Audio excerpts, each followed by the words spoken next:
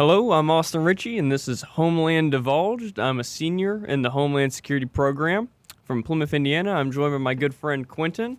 I am Quentin Sager. I am a junior in the Homeland Security Program, and I am from Vincennes, Indiana. Today on the Homeland Divulged podcast, we are really grateful to be joined by the Jobin family. You guys want to say hi?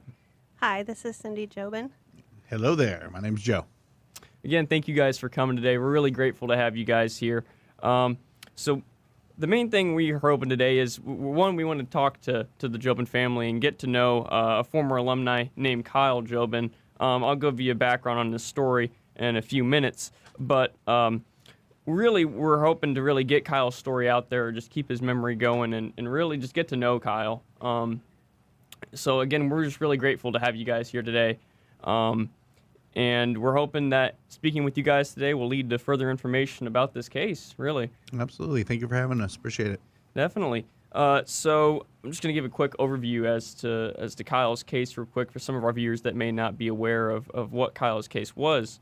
On January 4th, 2014, Kyle Jobin, a Vincennes University student, would stop at a Marathon gas station on 56th Street in Lawrence, Indiana, near I-465. After exiting the gas station, Kyle was reportedly approached by four males in dark clothing. Kyle would be struck by gunfire during this confrontation and unfortunately would pass away. So with that, as the overview of what Kyle's case was, like I said, we'd like to get to know Kyle more, and I'll have Quentin ask you guys a few questions just about Kyle and you guys' growing up. So just curious, I would like to know more, who was Kyle growing up?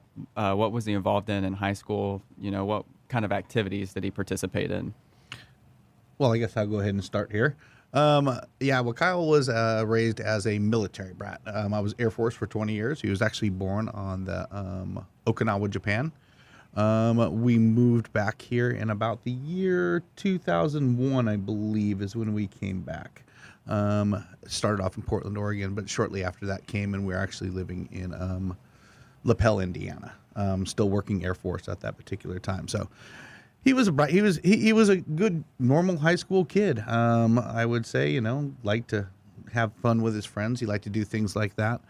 Always had a smile, a little bit of a jokester, liked to do things always. He didn't know when to take him serious or when to not take him serious, everything along those lines, And then that really transpired all the way on into his days at high school. We did move from LaPel to McCordsville, and then he went to school at Mount Vernon High School at that particular time. And he was really, I think he was like many, many, many different high school kids. A lot of the time trying to figure out what he wanted to do. And we weren't even sure what he wanted to do. He was talking about all sorts of things like professional football player. That was not going to happen. I'm just telling you right now, there was no chance in the world he was going to be a professional football player. But no, he was just like everybody else, going to school, trying to figure out those same things, where he was, what he wanted to do. He had a lot of friends in high school. He got out. He liked to have fun with them. He was a little bit of an old school soul. He listened to some different music. I mean, he liked the Grateful Dead. The Beatles were one of his big groups that he liked. I don't know where that came from. I mean, I'm a little bit of a Guns N' Roses fan myself, something like that. So his school was even past my generation. But he liked the old school, kind of a hippie, you would almost say. He continued on, but the thing that we really saw that changed, and it was amazing, and it was surprising. I kept on wondering what he was going to do. What are you going to do for graduation? And he was like, I don't know. Then one day he goes, yep, I'm going to go to Vincennes University, and I'm going to go to Land Survey Management. And I was like, where did that come from? I had no clue. I mean, I was happy about it, but I didn't even know where it happened. But he had a friend that was a land surveyor, and he just, for some reason, thought that was something that he wanted to do. So sure enough, found out what he needed to know about Vincennes University, got into Vincennes University, and you really begin to saw that kind of light switch change with him. He had a purpose. He knew where he was going. He knew what he wanted to do. So that's a little bit about him, kind of a quick moving across who Kyle was. I mean, that only skims the surface of it. I mean, there's so much more, but a little bit of it right there. So you kind of answered my second question was, why did he choose Vincennes and what was his major? So I'll skip down here.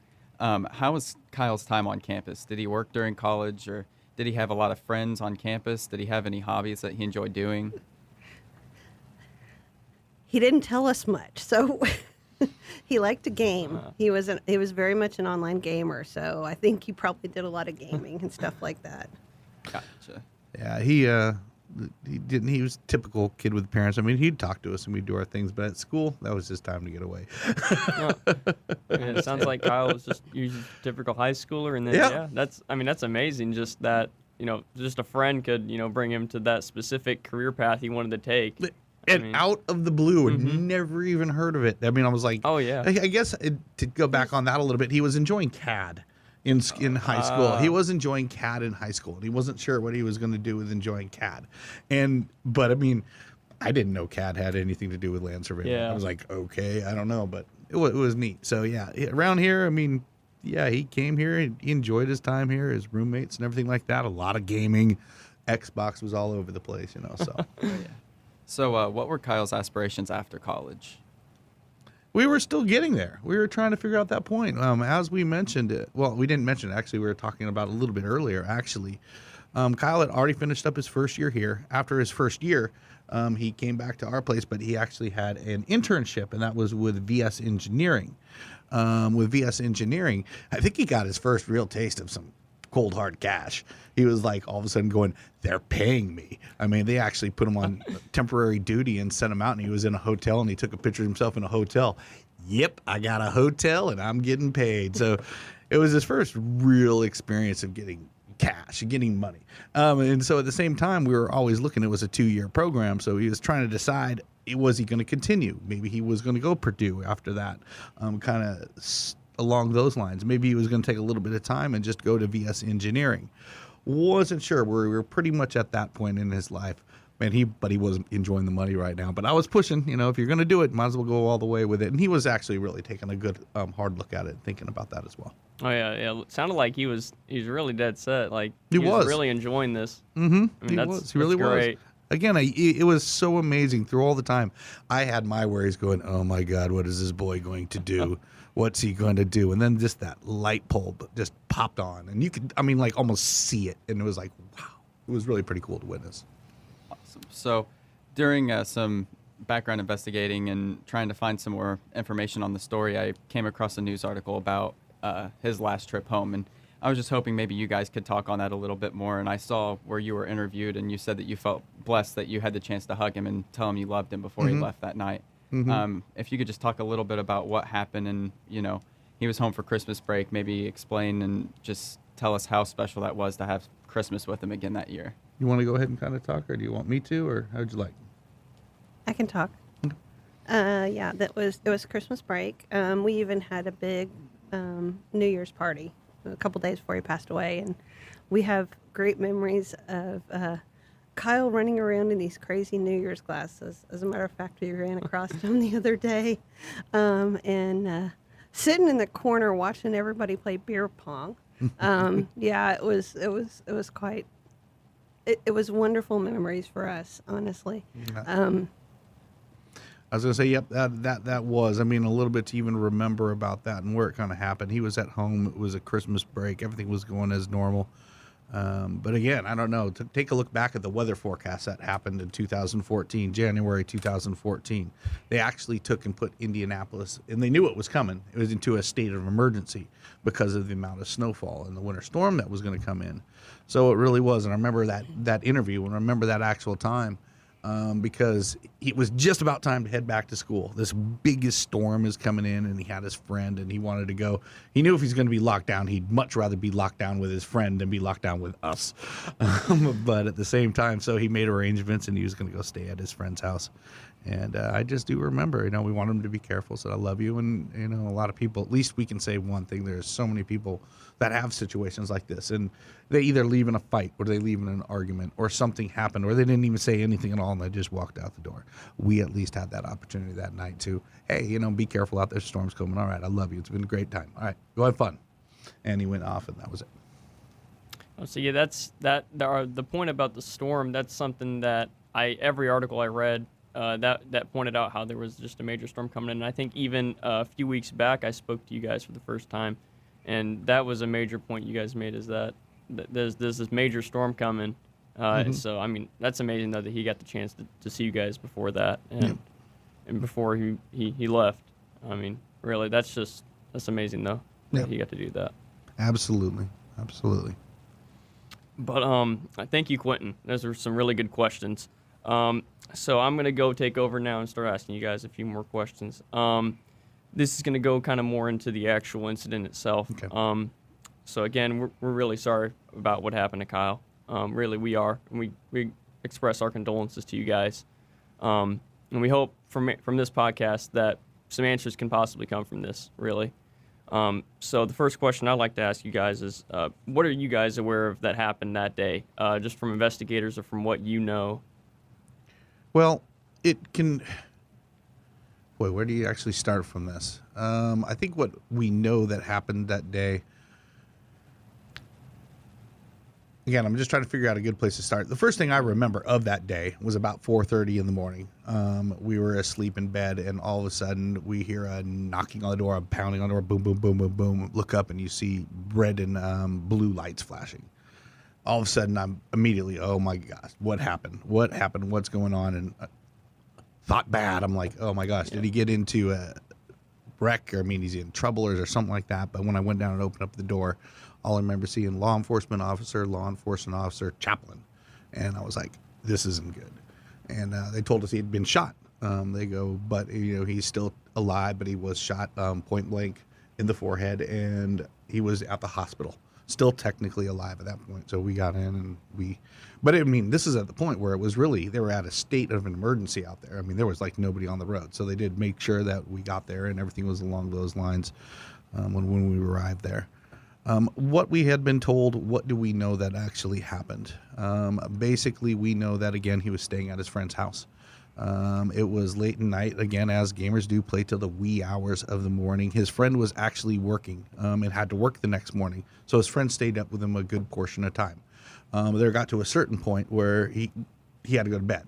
And so then I guess at some point Kyle he was smoking at the time, ran out of cigarettes, and literally right down the street, like a block and a half away, is a Marathon gas station. He went to the Marathon gas station. It's kind of a weird setup for this gas station. You go around the outside of it, come to the side. There's pumps on two sides of the gas station.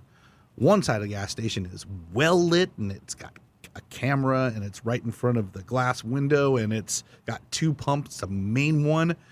Of course, that's not the one he went to. He went to the convenient one. He went around to the side of it where it was on the side of the gas station. There were still two pumps there, but he pulls up into the gas station and he goes inside to buy a pack of cigarettes. As he is actually leaving, there is a person leaving at the same time. Kyle actually held the door open for him. This person actually parked at the front gas pumps, but as they're coming out together and Kyle was going over towards his car, the witness actually saw four youths come out from behind the back of the gas station. You'd have to kind of see it come out behind. And as they started approaching, he got in, they started pounding on the car. From that point on, really, it is from what the witness said. That's what he saw. He knew something was not good actually happening. He got into the car, ran up. There's a BP station just literally, it's less than a mile away, about a mile at the most up there. And so he saw the cops at the BP station. He pulled into there and said, hey, there's something that's not happening well down there. You should go check it out. So they went and came. When they found it, it was actually in the car. The window was rolled down about a quarter of the way, and he had been shot by 45 in the forehead. Again, technically alive at that particular point. His wallet, his actual phone had been taken, and then we went and we left.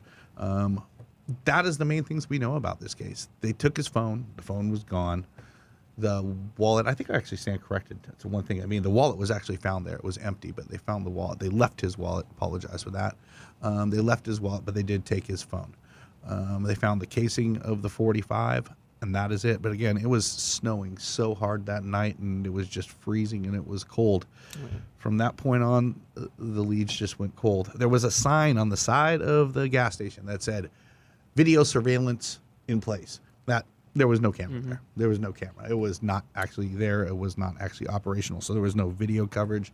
There was actually nothing of it. So when it really comes down to it, that's what we know about to the case at this particular point. Yeah, I mean, every like I said, every article I see, I mean, that's a major point, is that certain area within that gas station had no cameras, and it's just unfortunate that specific area didn't have any cameras. we haven't been to that location. I'm not sure if you guys have been to that location. Do you know if that's changed at that marathon? They do have one. They put it up. Okay. It wasn't that much longer after there because the sign was there. You can actually see it Yeah. when the first news articles are there. You can see that surveillance, but first thing they go, nope, that was. Oh. But they do have cameras there now and everything. So Yeah, I mean, and that's, like I said, that's a major point, that specific spot. It makes me wonder, do you think that maybe these individuals that were at that gas station, were they aware that there was no cameras in that specific location? I have a feeling they did. I would think you'd have to. Yeah, Yeah. I mean, because otherwise, why would you park right underneath the place that says Oh, yeah. surveillance You're just waiting there, yeah. in place? That's Yeah, I mean, you have to know that that's not unbelievable. actually there. That would be my presumption. Actually. Yeah. I mean, that's unbelievable, though. And they did have I believe it's a white Expedition or Escalade, I don't remember, that was parked behind it too. Okay, so it sounds like they were just waiting for somebody then. Yeah, that's unfortunate. Yeah, and that's been the big thing. What was it done for? We don't know. Was Yeah. it a gang initiation? One theory that has been put out there. No real clues what this was really about. We do not know, Yeah. and that's some of the answers we just like to have answered. I mean, just trying to figure it out. Yeah, I mean, I spoke with Chief Woodruff, and one of the things he told me was, he said along the lines of robbery, another thing. But then, like, he said with the phone, the only thing that was missing was the phone. And then the wallet, I'm not sure if none of the articles stated that he had anything in his wallet or anything along those lines. So, I mean, yeah, it just leaves you just baffled, wondering why this would happen. And they left the sports car. I mean, Convertible Yeah. Spider Eclipse sports car. So it's bizarre, really. But I mean, going to the next questions I have, I guess we kind of spoke about it. So is there any evidence that has been presented to you guys, or anything of significance that has been found after by investigators? The only thing I really know is the 45 casing itself, and it's you can get so much if you actually could find the gun that it actually came from. Yeah. You could get it, but as far as DNA samples or anything along those lines, it's not easy to extract something like that off there. So really, it was the 45 casing that was found in the car. That is really the only piece of evidence that they really have in this. All that we know and what keeps on leaving light out there is there was 4 people there that day. 4 people. I mean, one of them has to have a soul. One of them has to have a conscience. One of them, after this many points in time, something has happened in their life. They've had children themselves, and they can understand what it's at. Yeah. They're in a certain particular point where maybe they've gotten in trouble, and they can make it a little bit easy. It's hard to keep 4 people quiet for over almost coming up on a decade now. Yeah, I mean, that's just, again, that's another bizarre topic to me. Just the fact that the 4 individuals would do this, and little to no evidences came up afterwards from the initial incident. I mean, really, that's just crazy to me. Really. There was the discussion that they probably had gloves on because it was really cold too. So obviously there was no fingerprints on the car. Yeah. Yeah, I mean, that's a good point. Because, I mean, so, like, the main piece of evidence then is just that 45 casing then? And I'm assuming they probably done everything they can with that, testing-wise, everything. Yep, as far as I know, they've done everything that they can really with it. And you're pretty limited. You can get the Exactly, yeah. gun path. I am definitely not a forensic. I don't know. They did the things with it that they can do. Yeah, yeah. So you guys spoke about a witness. So is there just one specific witness to that case? Have any other witnesses came forward after that, or is it just one person? Yep, just that one witness that actually went out with him outside the door, was going to the front pumps, and actually saw the 4Us come out from behind it and start pounding on the cars. He's the one that went up and told the police. That's the only one that was there. It was literally like 3 o'clock in the morning when this actually took place. Yeah. So it was early in the morning. There really wasn't much out there. And it was a state of I don't even know if they actually turned on a state of emergency at that particular point. But everybody knew the storms were coming in, so there was already not many people on the road. So, yeah. And he didn't have a cell phone, so he had to go somewhere else to get That's in unfortunate. contact. Yeah. I remember you guys talking about how he had to go drive to another gas station to find law enforcement. Yeah, and obviously he was too scared to go back in and say, call 911. Mm-hmm. So the clerk that was there, he didn't see anything. Well, he couldn't have really. Yeah, and Never talked much about that. They went in there and he said he didn't even really hear. He didn't hear anything. He didn't even know anything happened or anything along those lines. He was unaware of it. There's no surveillance, no cameras looking out over there so he could see what was happening at those pumps, and he would just didn't know. Mm-hmm. Well, that leads to my next question. So I've spoken with Chief Woodruff, and he seems pretty passionate, really, about this case. And I believe there is a lead detective. We haven't been able to speak with him yet, but we're hoping to speak with him at some point. So did the investigators still keep in contact with you? I know they're still even looking into this case. So I can't say that the lead investigators do not much, but Chief Woodruff, he's the public affairs officer, and I actually literally work right down the road from them. I'm with the U.S. Army Recruiting Command, and so we do different things with the State Department and everything like that. So, but I've definitely got to know him ever since that time because we're both in the public affairs office and positions, and we work so close with federal buildings and stuff, state buildings, I should say. And but he stays in contact. We've stayed in contact over the years for different things and such. He's always helping me try to keep it in the news, try to keep it out there. Helps out with any type of media interviews that might be able to take place. But yeah, it's definitely gone into a cold case status at this particular point. And it's so difficult for the law enforcement officers out there, especially with funding wise and such, to actually get money to look after cold cases. Because like I said, there was only one real piece of evidence, and that was a 45 shell. They've pretty much exhausted that. There's just not much they have out there to go on at this particular point. Definitely. Yeah, I know Woodruff said this is a case that he's really passionate about. And he even spoke about you guys do bike rides for Kyle, correct? Yeah, he said he's attended a few of those. And yeah, I mean, every time I'm, going through the cases, he's the prominent person, I see talking about that alongside you guys. Yeah, no, that actually the motorcycle rides, absolutely. And in fact, we're getting ready to do another one this coming up year. It's actually going to be it's hard. You can't do a motorcycle ride in January. So you have to pick one at a little different point. But we're actually going to do probably the final one. We did about 4 of them, and it was really hard as a parent, really difficult because, I mean, you put so much into it. To you, there's so much passion and everything. And everybody else, people are nice, and they do things. But it kind of lost its, fury after about 4 years. So actually following that, we're coming up on, it's going to be called Kyle's Ride 10 Years Gone. And we're going to be doing it's more just an awareness, really put a billboard up, put it right there by where he was actually murdered, raise awareness, and actually put more money towards the scholarship fund that was placed here at Vincent's underneath Kyle's name, to raise some money for that. But it's more about the awareness than it is the fundraising side. Definitely getting the word out there. Definitely keeping the keeping it alive. You don't want it to get forgotten. Yep, exactly. Absolutely. Well, that leads to my next question.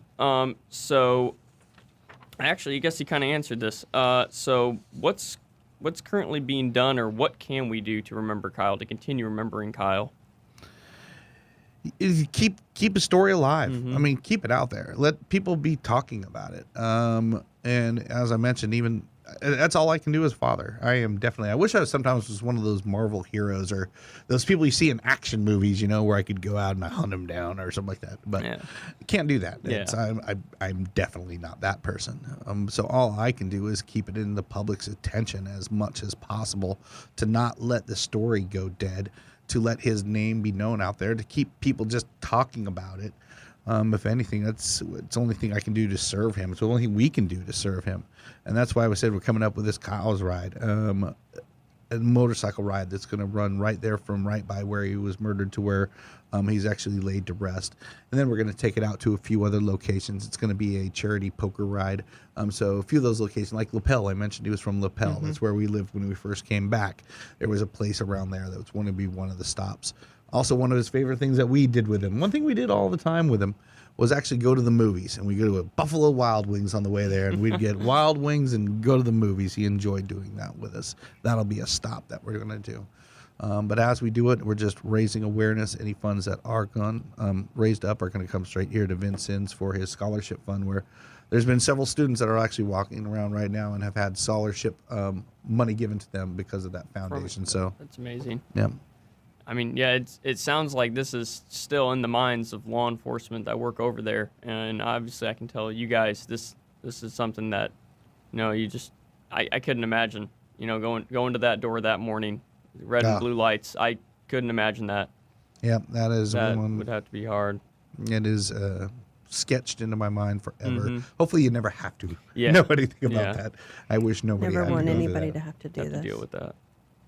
And that is. I mean, I'm just amazed how courageous you guys are after all this. I mean, just really, this is just it's amazing to be able to talk to you guys, to have the pleasure to talk to you guys, really. And just again, we're honored to have you guys on here to be able to talk about Kyle's case and getting it out there to people. Again, I hope something comes from this. I guess to finish off, I'm out of questions. But is there anything else you guys would like to add or cover that we didn't cover? Well, first off, I would like to thank you guys. It was a really, I mean, it kind of hit us by a shock when I think we got that email first, and we're like, whoa. But I mean, really, really, really, really, from the bottom of our heart, thank you for helping us with this. Definitely. The school meant a lot to him. I mean, she's wearing her Vincent's University Yeah. hoodie right there and everything like that. So we very much do appreciate it. Again, yeah, just great young man, had so much to do with his life coming forward. Really wish we had a chance to see where that would have went from Definitely. there, but we'll never know. So that again, just very appreciative for you doing this actually for it to keep his story alive. Definitely. Thank you very much. I don't even know how to express how much I appreciate this, really. We're grateful to be able to have you guys on here, and we intend to have Chief Woodruff, the lead investigator. We intend to get the full case. We Okay. want to continue to get Very it out awesome. there. We want to get as much details, as much information as we can out there, and just be able to speak to as many people as possible. Not only within the Vincennes area, but outside of it. I mean, somebody has to know something, really. So, I mean, we even intend to possibly go to the location and you know, just see the location for ourselves to really get an idea. But again, we thank you guys for coming out here, and we send our condolences to you guys. Really, Thank you. it must be hard to have to relive this and to talk about it. But It is, but again, it's about the only thing that I can do, and media has been really good about helping me keep his case out there and alive. So, kind of gotten used to being behind this microphone a little bit more. It's been almost going on a decade now. You never forget. It still always hurts, and the funny thing is, sometimes you can talk about it for like a half an hour straight and just talk about it. Then a song comes on the radio, and it's just tears, blood. It's crazy to explain that way, but that's really the way it is. I can detach from it sometimes and just tell the story, and then sometimes emotions take over. definitely, it's crazy. And again, we like to say we thank you guys for coming on today and talking to us, and we intend to talk to many more people involving this case. We like to also say Happy Thanksgiving, just on behalf of the Homeland Security Program and Homeland Divulged. As I said, we'll continue doing future podcasts on Kyle's case, and so keep an eye out for that. We definitely want to get this out to as many people as possible, and we're going to continue to remember Kyle and his case. And on top of that, is there any specific details or contacts you guys would like for people to contact that have any information regarding this case? I know I have Woodruff's number right here, if I can give that out real quick. So Gary Woodruff, Chief of Lawrence Police, that's 1-317-447-7083. And I believe you guys had some numbers, or And if I did not pull the number out, but if that's all anybody good. too, you could also Indiana Crime Stoppers too, and that's for anybody in any case. If you have something, that one piece of information, you can do anything. Just contact Indiana Crime Stoppers. And there is a reward on the Crime Stoppers. I just don't remember how much it is. Okay.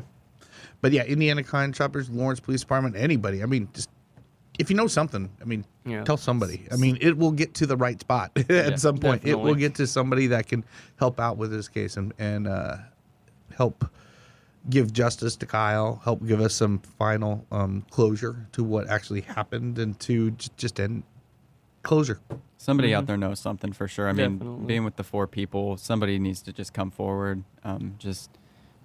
It's just terrible what happened, and you can't undo what already happened, but you can come forward with the information that is required to solve this case, and like you said, bring the family some closure. and Absolutely. stop the street violence. Oh yeah. Absolutely.